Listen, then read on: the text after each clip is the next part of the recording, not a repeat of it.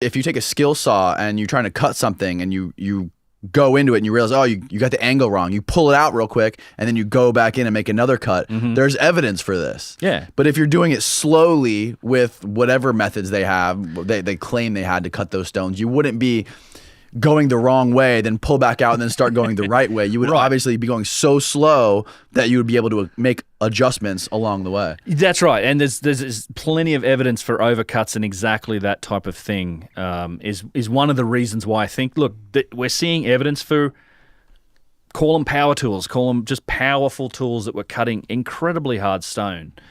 And that's one of the best. I have, we can look at some of those images if you like of tooling. I mean, you know, not just cuts. You see these cuts all over the place. Well, I don't know if this is all broken up stone now, but you know, there's these types of things you see all over it at this is on the basalt pavement. But one of my favorite ones is actually, I really like the edge of this thing. It's a slab at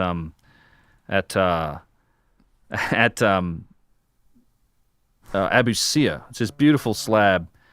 And if you look along the edge, it's been like just finely touched with some sort of powerful tool that's sort of been backed out. It's got, you know, this thing's got markings all over. You have these giant circular saw depressions here and here. Good Lord. You know, and you can look at how many times this thing's been touched on. What is this made of? You know, I think it's schist. I think it's schist, or it's blue quartzite maybe. It's a very unique piece. I'm amazed it's still there because a couple people could probably move it. And it's just a remarkable piece of stone. Let's see where else you got. Yeah, so Yusuf's pointing out the big circular saw indentation. All the colors come out of it when you wet it. We usually wet this one and show people. And it was actually, so it was cut right through here at the end and then snapped off. You can see that on the end here. Cut straight through. You know, here's some other looks at the circular saw marks on this thing. Absolutely amazing tooling marks in this. Perfectly straight. Yeah, and you have, let me look, I think it's in statues. I want to show you the overcuts. Yeah, I mean, you have stuff like this, right? So this is at Karnak Temple. I just did a video on this. This is in an obelisk, and you literally have circular saw overcuts, and you see them on statues too. But you can literally see on this one here where it was exactly what you were talking about. Like, you see right there, yeah. It was reset. Like the angle of the cut was reset. Yep. And it was some sort of giant circular saw because they start narrow. You know, they start here and they penetrate and they get deeper. And then they peter out at the bottom. Like the profile fits a big circular saw. And in fact, there's some more of these at Karnak, and I do this in the video, but I've plumbed them with like a key card where you can show the depth increasing, you show the profile of a circular saw cut. Oh, really? Yeah, I mean it's so the depth varies from the middle being the deepest, and then it gets shallower towards the ends. Yeah, I mean this is a classic example of a circular saw cut. You see this here, right? I mean, it's hard to. They had straight saws too. There's I should say that it's not all circular saws. There was absolutely straight saws too. This piece is very interesting. This is at a place called Abu Rawash.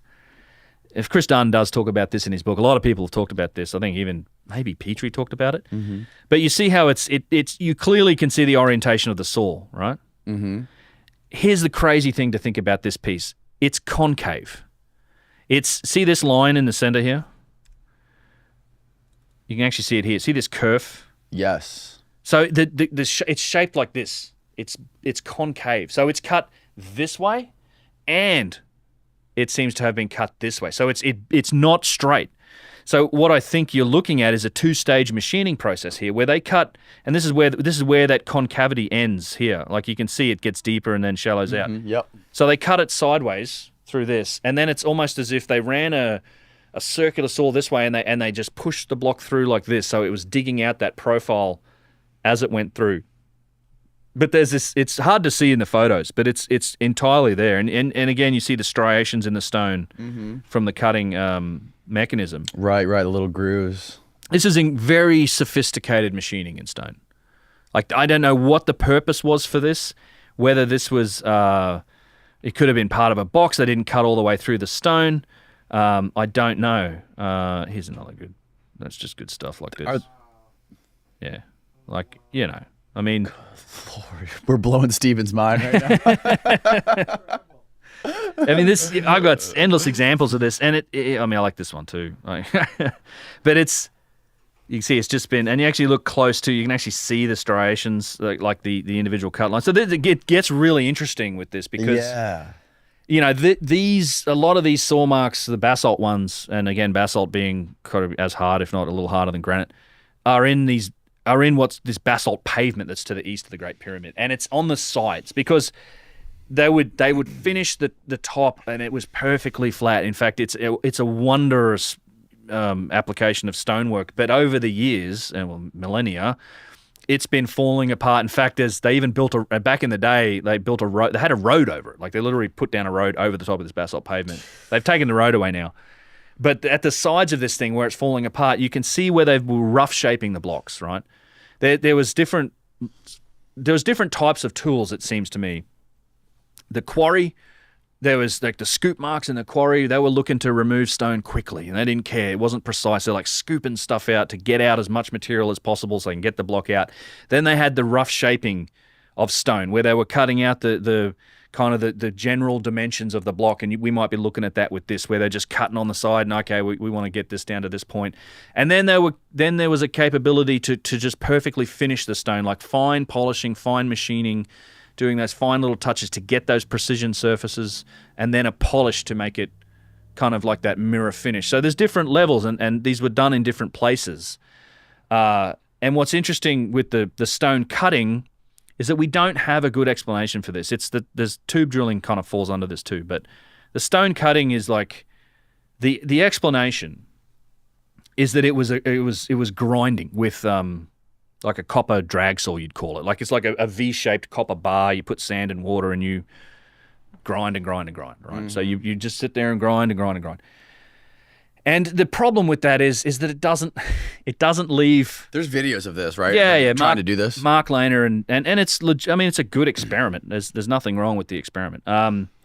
So Mark Lehner and a guy named Dennis Stocks. Mark Lehner's a famous Egyptologist. Dennis Stocks is an experimental Egyptologist who does actually do these sort of experiments, and it's great because we get some data from his work. But there's a few problems with it. One is it doesn't leave the same signature. Secondly, you don't get overcuts. You don't get these narrow cuts like these. Like you're not going to get this sort of stuff with that because it's V-shaped, right? And based on that data, though, from Dennis and other people, we have data on how long it takes to do this, and it's something like let's round it off and say I think it's a little tiny bit over, but about 2 millimeters per hour, right? With that grinding technique, yeah, and that varies based on the length of the cut. Mm-hmm. Obviously, the longer the cut, the slower you go. So 2 millimeters, roughly 2.5 or whatever millimeters per hour. It's very, very slow. Is the takeaway. And at the same time, you lose copper. Like the grinding, because it's the quartz sand that's doing the cutting. The copper's kind of, you could use horn or potentially even wood, but even using copper, you lose copper at a tremendous rate. So you lose almost as much, if not more, copper than you're actually getting from cutting the stone. And it's a very slow rate. So with that slow rate, you'd have to grind away for hours to get these sort of overcuts that we see, for starters. So it's and again, as you said, you're probably not gonna make that mistake and sit there and keep doing that mistake for hours and hours to get an overcut. Like, all right, Johnson, you're in trouble, bro. Like, and secondly, I have yet to do the math, but I plan on. I'd love to do this. I've said it a few times now, but I want to scale this up to see what is at an industrial scale. Can the stuff, because we know you can kind of calculate how many blocks, how much granite was cut. You can probably get to a rough figure of how much tonnage of granite, say just at Giza, or maybe just on the Middle Pyramid complex. I don't know. Okay. But, Chris Dunn kind of calculated it, just to give you an example, there's a box inside the Middle Pyramid, right? There's a box in the room, kind of like the box in the King's Chamber. It's a little bigger, a little longer, like maybe 8 feet long and 3 or 4 feet wide. And based on Dennis Stocks' experiments, purely to make the primary cuts on that block of granite, so assume you quarry the granite, takes God knows how long, but just to make like the north, south, east, west, top and bottom cuts, right, to shape the box, using the data that we've got from guys like Dennis Stocks, would take something like 267 days of continuous grinding, 24 hours a day, just to shape that one box. Mm-hmm. And that doesn't include hollowing it out, because again, it's a single piece box, right? It's been hollowed out, it's been finished perfectly.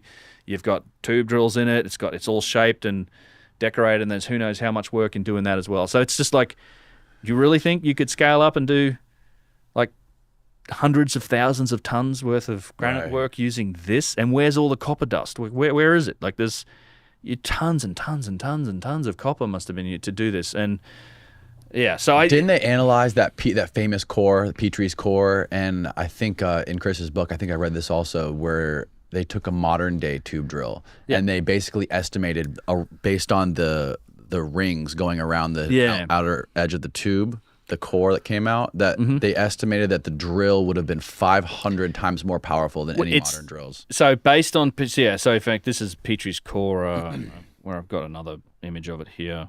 Let's see, where's the other one? No, that's not it. This one will do. It's fine. Same thing. Let's go, computer. Okay, so yeah, that's Petrie's core number 7 there. So so Petrie, and it's called Petrie's core number 7 because Flinders Petrie discovered it, and it's exhibit number 7 on his. And this is the one that's been studied. So he looked at it, and he determined that this spiral groove that's on the stone has what you'd call a 1 in 60 penetration rate, right? So if you take that, if you unwind that spiral travel, stick it out in a straight line, for every 60 inches of horizontal travel, you're getting an inch of vertical travel, 1 in 60. Right, okay. Chris Dunn has since, I think, refined that a bit. It's not quite as deep. It's a little less than 1 in 60. It's in the ballpark. And yeah, so based, and then when you compare that to our modern tools, that's it essentially rounds out to being about 500 times greater penetration rate into stone than we can achieve. And that's not to say that it may have moved very slowly doing this, or our stuff spins really fast, so it's not penetrating it as fast per, you don't get a 1 in 60 penetration rate, but our stuff can still maybe cut the stone pretty quickly, but the actual penetration rate based on the motion of the drill isn't anything like what we're seeing in the stone here, which is crazy. And there are a number of these cores. I've talked a lot about this core, as has Chris, and I'm sure when you get Chris in, he'll talk about it too. But I consider the case is closed, bro. Like they did a latex mold of it, and he has proven without any doubt that it's a spiral groove. The problem has always been the claim that it's a spiral groove. That's the one thing that no one in, I guess, mainstream Egyptology will admit, and they go to great lengths to try and obfuscate this idea that it's a spiral groove. But it has been definitively proved by the Petrie Museum, no less, and Chris Dunn, who were both responsible for the latex core experiment, which is this one. So they made a latex core of it, right? So this is this latex mold. Chris stamped the latex mold with these notches, cut it open with these notches, and then here's it showing you the notch detail in these blow-ups next to these little arrows, right? So you can draw a straight line between these notches, which is the horizontal line, okay? The straight lines are the horizontal line between the notches, same spot. So it goes to the bottom of the notch, it goes to the bottom of the notch, same down here, bottom of the notch. And then what you're seeing is these dotted lines are tracing the individual spiral or individual grooves. And in every case that we look at here, it starts above the line and it ends up below the line. So it is spiral, right?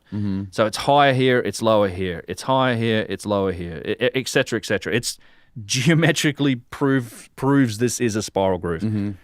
That said, and the length between each groove is exactly the same, right? The width. Oh, that's what I meant. Yeah, the width. Not really. It seems, well, it's Petrie described as a drunken screw. There are some crossover. It seems to have been more than one cutting point. So there was multiple cutting points. So there might have been some crossover. And I people speculate all day about this. It is, and the other thing to note about this is that it's actually tapered. So it's tough to see. You can kind of see it. See how it's tapered? Right. Yep. Right. Yep. So it narrows down, and this thing's upside down. So this is probably where it's fatter at the bottom. It's upside down. It snaps off here. And so you got to imagine the holes that they come out of are straight, right? And it's tapered. So it tells us that the tool itself was probably tapered. Right. Which means that it's shaped like this. So as it goes down, it's cutting down, it's cutting down, it's cutting down. It's cutting on all surfaces. And then, so a lot of, this is where people say, well, this groove could have been made when they retracted the tool, like it unscrewed itself. I'm like, that isn't how it would work if it was tapered. So if it's tapered, it's going to conform, the granite's conforming to the shape of the tool, and then the second you move it up at all, it loses contact with the stone because it's the